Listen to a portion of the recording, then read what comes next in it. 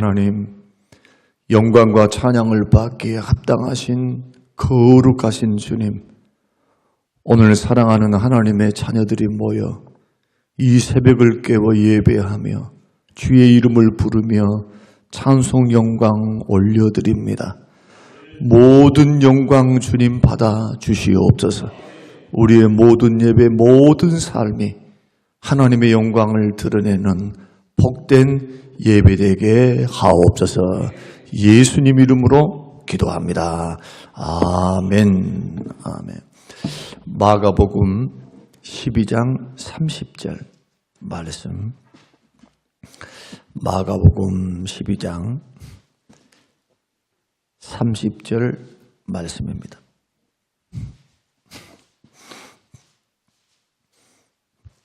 우리 같이 합독하겠습니다. 내 마음을 다하고 목숨을 다하고 뜻을 다하고 힘을 다하여 주 너희 하나님을 사랑하라. 아멘.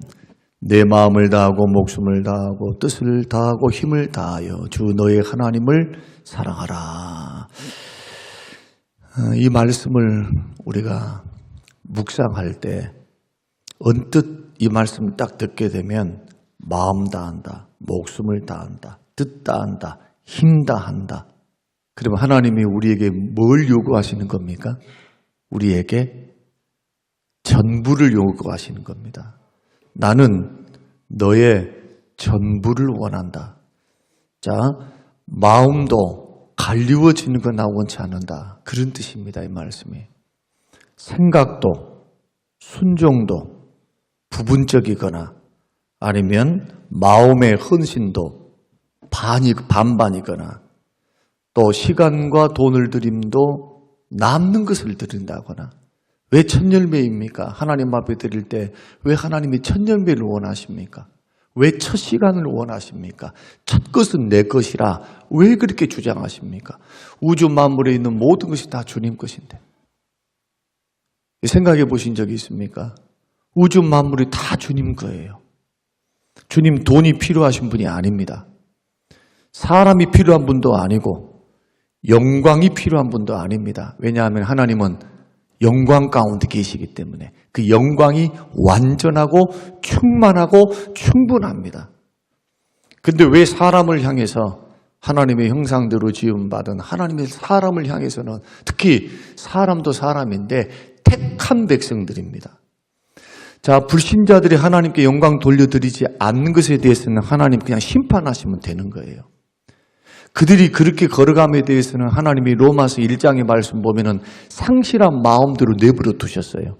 하나님도 모르고 구세주도 모르고 구원도 모르고 영생도 모르고 창조주도 모르는 사람들에 대해서는 죄인들이니까 죄에 붙잡혀 있고 마귀에게 사로잡혀 있으니까 그런 줄로 알고 계십니다. 그러나 적어도 이집트에서 큰 능력과 큰 권능으로 구원해낸 하나님의 백성들, 언약의 자손들, 홍해를 건너고 광야를 건너서 젖과 꿀이 흐르는 땅 가나안의 축복을 허락하사 인도하신 그 하나님의 은혜에 대해서 은혜를 입은 구원 백성은 달라야 된다는 거예요. 세상 사람과 달라야 되지 않겠냐 이렇게 물으시는 겁니다. 세상 사람들은 뭔가 꼼쳐놓고 마음도 생각도 절반 속으로 알 수 없을 정도로 그렇게 인생을 살아간다면 적어도 은혜를 받은 구원받은 택한 백성들은 하나님의 자녀들은 그래서는 안 된다는 겁니다. 나는 너의 전부를 원해. 모든 것을 원해. 온전한 헌신을 원해. 순종도 하나님이 말씀하신 것까지가 순종입니다. 우리는 편리에 의해서 이 정도라도 하십시오라고 하는 것은 그 정도 해도 됩니다라는 의미가 아니고 그것이 믿음의 뿌리가 되고 씨앗과 심음이 되어서 더 온전한 순종과 온전한 헌신과 온전한 예배로 나아가라는 것이지 이것을 그냥 부분적으로 해도 되는 것으로 생각하는 그런 어리석음을 범해서는 안 된다. 그런 의미에서 오늘 우리 하나님께서 내 마음을 다하고 목숨을 다하고 뜻을 다하고 힘을 다해 주 너의 하나님을 사랑하라. 사랑하는 방법이 두 가지입니다. 하나는 계명 순종이요, 두 번째는 하나님을 예배하는 겁니다. 계명은 뭐로 되어 있습니까? 사랑으로 되어 있습니다. 하나님 사랑하라, 이웃 사랑하라. 하나님 사랑하는 방법이 하나님만 사랑하는 것이 아니고 이웃을 사랑하는 것. 하나님, 눈에 보이지 않는 하나님을 사랑하는 방법이 이웃을 사랑하고 형제를 사랑하는 것. 눈에 보는 바 형제를 사랑하지 않는 자가 어찌 보이지 않는 하나님을 사랑할 수 있겠는가? 이건 요한 1서에서 하시는 말씀입니다. 그래서 우리는 목적이 이끄는 삶을 살아갈 때 오늘 제목이 하나님을 기쁘시게 하는 예배입니다. 예배는 공예배로 드리는 예배와 삶으로 드리는 예배가 있는데, 공예배로 드리든 삶으로 드리든 온전한 헌신을 원하시지 부분적인 거 원하시지 않는다는 거예요. 생각할 때도 하나님을 오로지 해서 하나님 생각하면서 날마다 그렇게 말씀에 붙들리고 기도에 붙들리고 하나님을 사랑하고, 특히 우리를 위해 십자가에 죽어주신 예수 그리스도를 온전히 바라보고 예수만 바라보고 예수를 온전히 생각하면서 나를 위해서 십자가에 죽어주셨으니 그보다 더 큰 사랑이 어디 있어요? 우리가 헌신을 하다, 봉사를 하다, 아니면 형제 관계를 맺어가다 마음에 들 때도 있고 안 들 때도 있고 자존심이 상할 때도 있고 속상할 때도 있고 시험 들 때도 있고 있어요. 그럴 때도 내 마음을 부분적으로 갖는 사람은 자기 자존심을 내세우는 거죠. 자기 생각을 내세우는 거예요. 근데 하나님은 그거 원치 않는다는 거예요. 마음도 뜻도 목숨도 힘을 다해서 헌신, 순종도 마음도 생각하는 것도 너의 목숨보다 더 귀한 게 어디 있어요? 이 지구상에. 우리 생명을 잃어버리면 뭔 소용이 있습니까? 우리 주님도 천하를 놓고도 목숨을 잃어버리면 무슨 유익이 있겠는가? 그런데 주님은 내 목숨 내놓으래요. 진짜로 목숨 내놓으라는 겁니까? 자살하라는 겁니까? 나를 죽여서 번제를 드리란 말씀입니까? 그게 아닙니다. 신앙생활의 수준을 낮추면 안 된다는 거예요. 우리의 유일한 생사화복을 주관하신 분이 하나님이시고 그분은 지금도 살아서 역사하십니다. 사람들은 자꾸 손바닥을 눈으로 가리면서 하늘을 가리려고 합니다. 이것이 지금 일어나고 있는 정치판 아닙니까? 누가 누구를 나몰라요. 물론 헌법의 정신에 의해서 규정된 어떤 것은 법리 적용은 할 수 있겠죠. 그러나 불꽃 같은 눈동자로 보고 계신 하나님께서 그들의 말, 법이 아닌 그들의 언어 생활, 마음, 생각, 이런 부분들이 정말로 하늘 앞에서, 하나님 앞에서 나는 한 점도 부끄러움 없고 나는 정확하게 이런 동기에 의해서 했으며 나는 이렇습니다 하고 떳떳하게 말할 수 있는 자가 누가 있습니까? 없습니다. 법의 논리를 가지고 걸어가는 것은 질서 유지를 위해서는 굉장히 중요하지만 갈라디아서만 가보세요.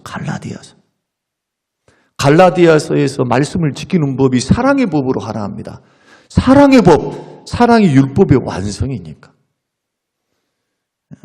그런데 하나님께서 우리를 원하시는 목숨보다 더 귀중한 것이 없는데 하나님을 향하여 걸어갈 때 우리가 행하는 종교적인 어떤 형식만을 가지고 하는 것을 전부인 것처럼 나는 정말로 봉사 잘하고 있고요. 나 하나님 잘 섬기고 있어요. 근데 마음은 두 마음을 품고 있어요. 내 마음이 오로지 해서 다윗처럼 전심으로 하나님을 향하고 하나님을 바라보고 그런 사람들은 하나님께 엎드려 기도하고 뜻을 묻습니다. 하나님 어떻게 할까요? 하나님 어느 방향으로 가야 합니까? 하나님을 사랑하기 때문에 당연하게 열매가 일어날 수밖에 없습니다. 그래서 마음이 반밖에 없는 헌신, 부분적인 순종, 남는 시간, 그 돈을 하나님이 원하시지 않는다. 온전한 헌신을 원하시는 것.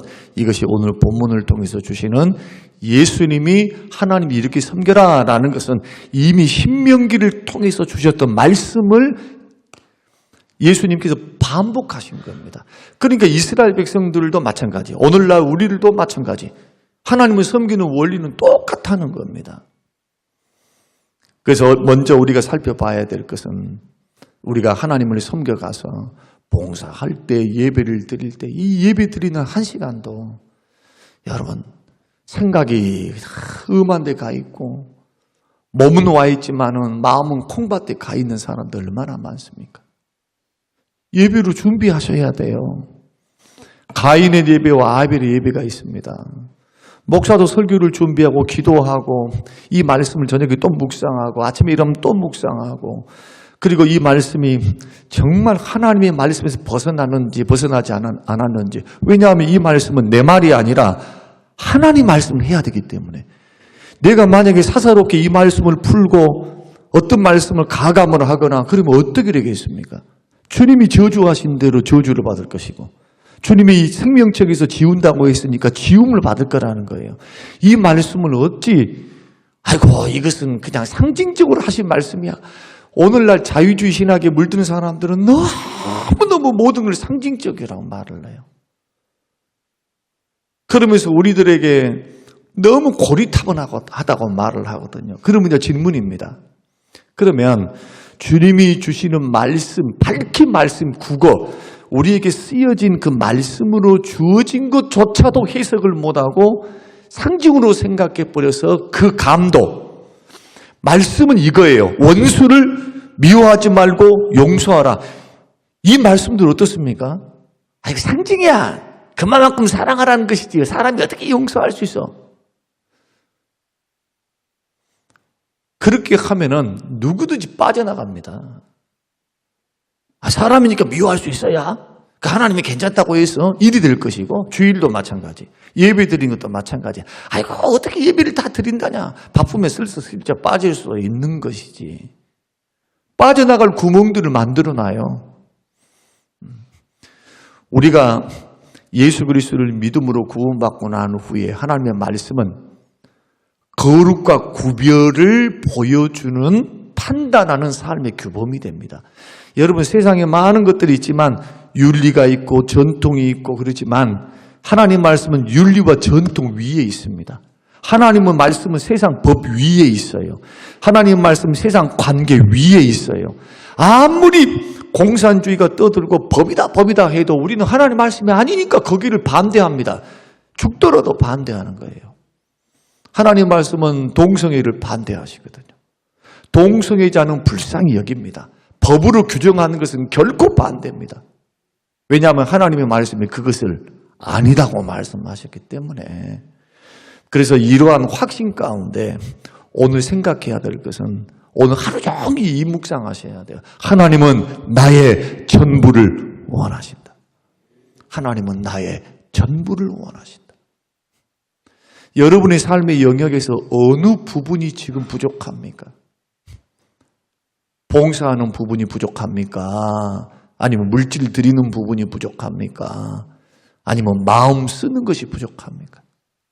특히나 생각과 마음은 그 사람이에요. 성경에 보면은 그 생각이 그 위인이에요.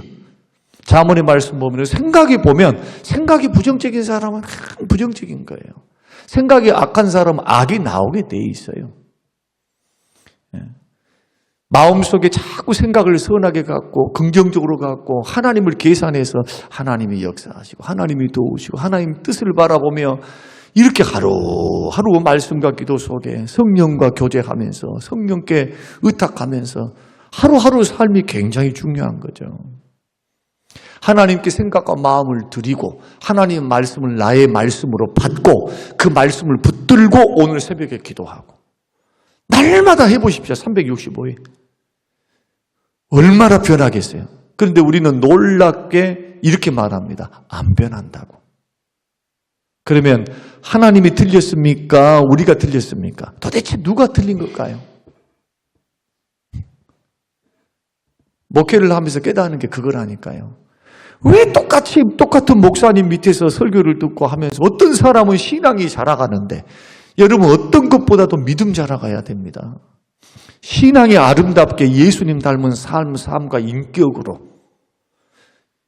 예수님이 사셨던 삶을 모방해서 그렇게 성장해 가는 것, 이 그리스도의 믿음의 분량, 장성한 믿음의 분량이 주께서 우리에게 말씀하시는 요구사항입니다. 마음과 생각도 온전히 주님께 전부라고 한다면 우리의 믿음의 수준을 낮추면 안 돼요.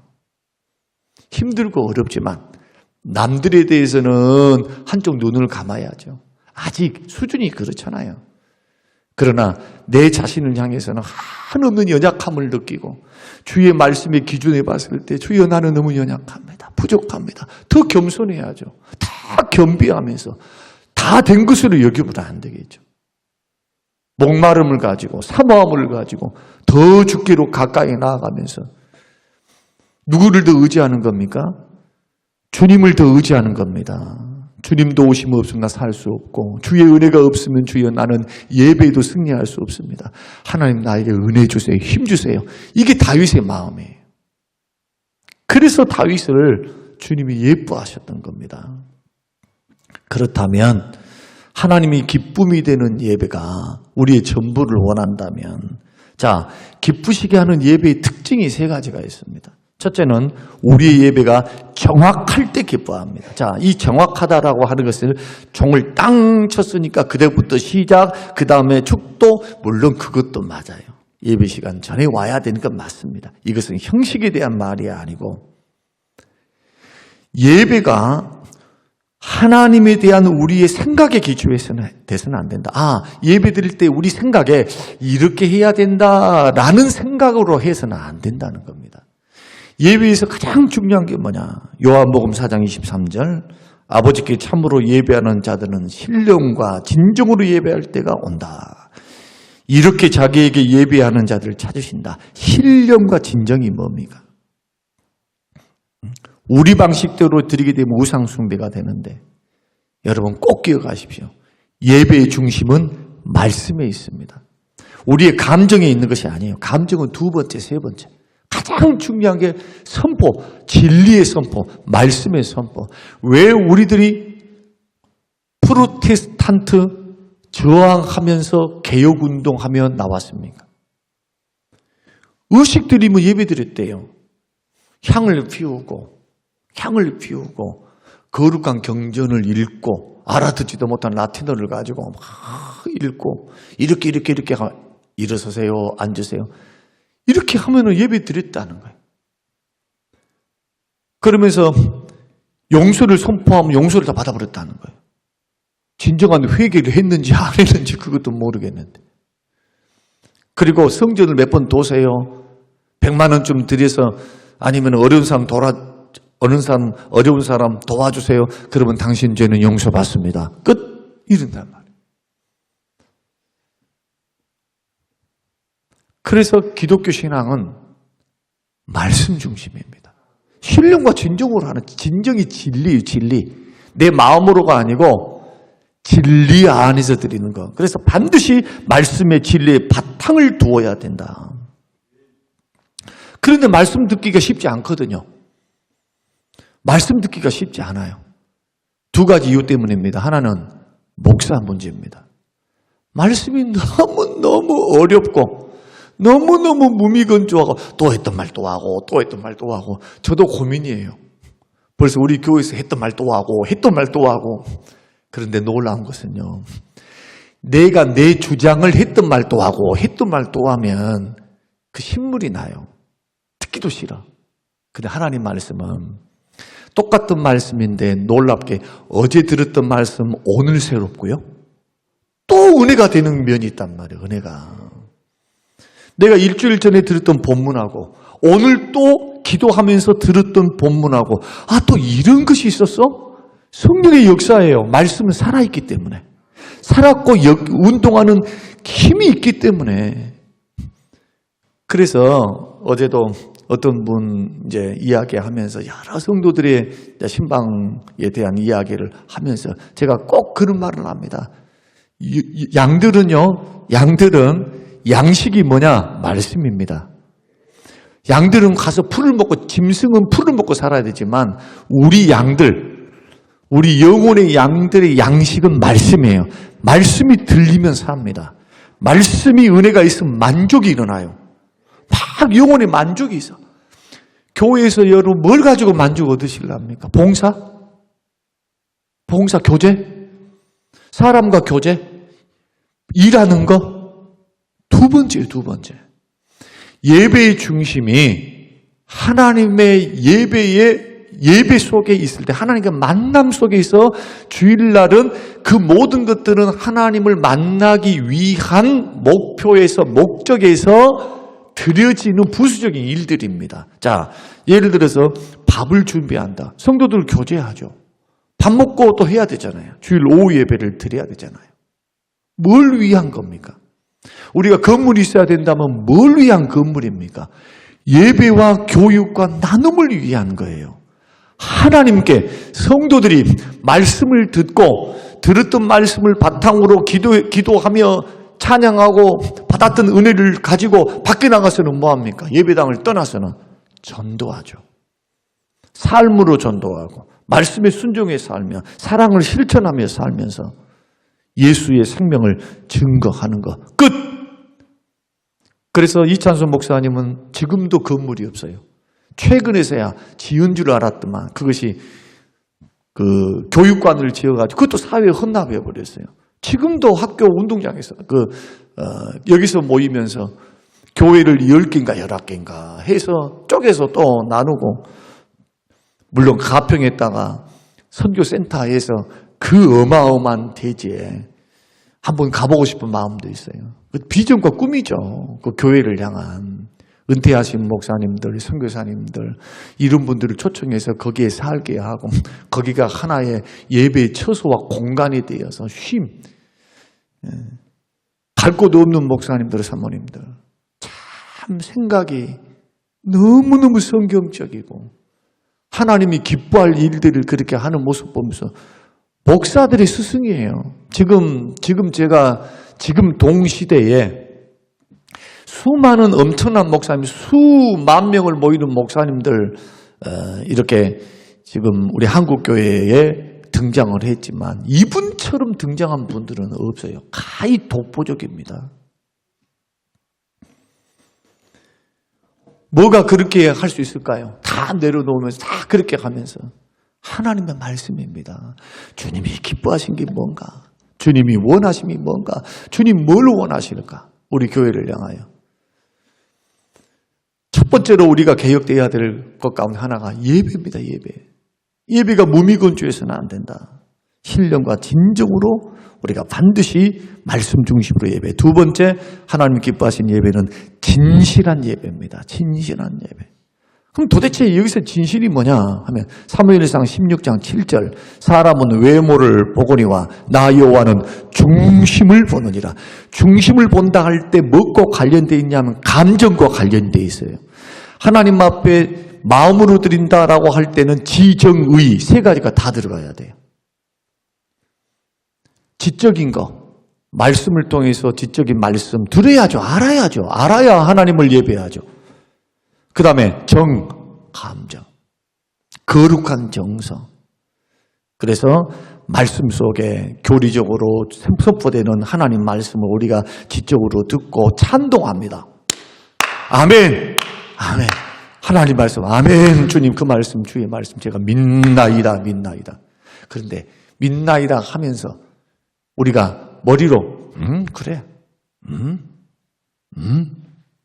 이게 맞습니까? 그렇지 않죠. 그래서 성경에는 성경 말씀에는 열왕기 어딘가 제가 구체적으로 모르겠습니다만 하나님 말씀이 선포되면 아멘 할지어다. 하나님 말씀 선포되면 아멘 할지어다. 아멘 하라고 화답하라고 말씀합니다. 이것은 의지만이 아니라 감정으로, 마음의 감정으로 수납하는 겁니다. 찬동하는 겁니다. 하나님, 주의 말씀이 진리입니다. 아멘이라는 뜻이 무슨 뜻이냐? 옳습니다. 그렇습니다. 하나님, 저의 생각도 맞습니다. 제가 이걸 찬성합니다. 이 감정이 조작돼서는 안 된다. 정말 진심으로 중심 보고 계시니까 우리가 앉아 있어서 목사도 마찬가지 설교를 하면서 마치 자기는 안 믿어지면서 믿어지는 것처럼 외치는 그럴 수 있겠잖아요. 자기는 마음으로는 그것 아니면서 이렇게 할 수 있을 거라는 거예요. 그러나 누구는 모속일까요? 하나님은. 예배자가 똑같이 앉아 있습니다. 그러나 그 마음 중심을 어떻게 합니까? 그런데 오랫동안 설교를 해서 여러분들이 강단에 올라와서 예배를 한번 심리를 해보세요. 그러면 눈만 한번 싹 돌으면 다 알아요. 말씀이 부딪히고 있구나. 말씀이 들리고 있구나. 은혜를 받고 있구나. 깨닫고 있구나. 딴 생각하고 있구나. 괴로워요. 벌써 눈만 이렇게 해도 다 안 봐도 돼요. 준비했구나. 기도했구나. 영적으로 지금 건강하구나. 목자들, 목동들이 양을 이렇게 살필 때 쭉 보면서 막대기로 이렇게 하면서 보면은 병든 거 아닌 거 구분해내거든요. 그래 안 하면 전염이 돼버리니까. 한 것처럼. 하나님도 똑같아요. 우리는 주님이 기르시는 양인 줄로 믿으시기 바랍니다. 목자장은 예수 그리스도, 목사는 적은 목자가 되어서 양을 맡기신 겁니다. 뭘 해야 될까요? 하나님이 기뻐하는 일을 하셔야 돼요. 그래서 여러분 자꾸 개발하십시오. 하나님 말씀을 들을 때에 찬양할 때 가만히 있지 말고 찬양할 때 기쁨으로 찬양하라. 다 뭡니까? 감정으로 거룩한 정서를 가지고 하나님 앞에 감사함으로 나갈 때 자, 제가 한번 예를 들어서 한번 연기 한번 해볼게요. 감사합니다. 고마워. 이거 하고 정말로 고맙습니다. 장로님, 집사님, 정말로 감사해요. 자, 어떤가요? 근데 왜 우리는 예배를 드리면서 마음의 중심을 실어서 하지 못할까? 하나님은 나의 전부를 원하시는데 하나님은 지정의 전부를 원하세요. 그래서 하나님은 뭘 보시느냐? 중심을 보신대요. 우리 마음의 중심. 마지막은 주님이 기뻐하시는 예배는 뭐냐? 몸으로 드리는 현실적인 예배. 로마서 12장 1절 너희 몸을 하나님이 기뻐하시는 거룩한 산제사로 드리라. 이런 너희의 드릴 영적 예배니라. 왜 영을 내놓으라고 하지 않고 몸을 내라고 하실까요? 왜 영이 아니고 왜 몸입니까? 전인격이잖아요. 전인격. 아까 말씀드렸습니다. 하나님이 전부를 원하시는 거예요. 그래서 어제 예배 잘 드린 거 잊으세요. 현실적인 예배를 반드시 하셔야 돼요. 현실적. 지금 현재 모습. 은혜 받는 것도 지금이 은혜 받을 때요. 지금이 보라 구원의 날이로다. 지금이 쌓여서 과거가 되고 지금이 쌓여서 미래가 보이기 시작하는 겁니다. 여러분 지금 예배 승리하셔야 돼요. 과거에 잘 믿었습니다. 어쨌습니다. 나는 과거에 이랬습니다. 저랬습니다. 아무런 소용없어요. 그건 주님의 계산법에 맡기세요. 주님이 계산하시겠죠? 그날에 주님이 계산할 거라는 거예요. 신앙생활은 과거는 잊을수록 좋아요. 잘했다, 못했다. 그 쓰잘데기 없어요. 왜? 하나님이 그날에 다 계산해서 상을 다 주실 테니까. 그래서 사도 바울도 절대로 휘둘리지 않았어요. 잘했다, 과거에 잘했다는 것 때문에 우쭐해갖고 있지도 않았고 못한 것 때문에 조금 이것 때문에 발목 안 잡았고 뒤에 거 잊어버린대요. 뒤에 거. 부름의 상을 향하여 달려간대요. 몸을 드리라. 오늘 현실의 삶 속에서 드려지는 예배. 오늘 우리가 벌써 보니까 13일이 지났어요. 이 목적 안에 저와 여러분의 인생과 삶이 조금이나마 변화되어서 정말 하나님이 원하시는 어린아이와 같은 신앙으로 돌아가시기 바랍니다. 여러분 어린아이와 같이 하나님 나라를 받들지 않으면 천국에 못 간다 말씀하시는데 정말 구원받은 백성들이 어린아이와 같아야 되죠. 어린아이와 같이. 주님 앞에서는 애기들이에요. 사실 주님 앞에서는 다 아빠 부르는 유치원생과 같은 존재일 수 있습니다. 우리는 이러한 부분들을 꼭 기억하면서 예배 드릴 때는 누구도 예외가 없어요. 목사는 집례자지 사회자가 아닙니다. 똑같이 똑같이 예배하는 거예요. 예배를 집례해서 하나님 앞에 영광을 올려드리는 똑같은 예배자입니다. 여러분, 예배에 승리하시는 저와 여러분, 그래서 하나님이 기뻐하시는 예배를 드리는 여러분의 인생과 삶이 되시기를 주의 이름으로 축원합니다. 오늘 하루의 묵상, 하나님은 나의 전부를 원하신다. 고마우신 아버지 하나님, 감사합니다. 고맙습니다. 우리의 신앙생활을 하나님 앞에 돌아봅니다. 무엇을 위한 신앙생활인지, 도대체 어디에 우리의 신앙의 목적을 둬야 하는지, 나는 진정한 주님이 찾으시는 예배자인지, 아니면 마르다 같이 바빠 있지는 않은지, 우리의 마음과 중심이 살아계신 하나님께 예배드림에 집중할 수 있도록 하나님 우리의 마음을 정돈시키시고 2025년도 틀을 새롭게 하사 하나님의 영광을 돌려드리는 귀한 예배, 복된 예배 드리게 하옵소서. 감사드리오며 예수님 이름으로 기도합니다. 아멘.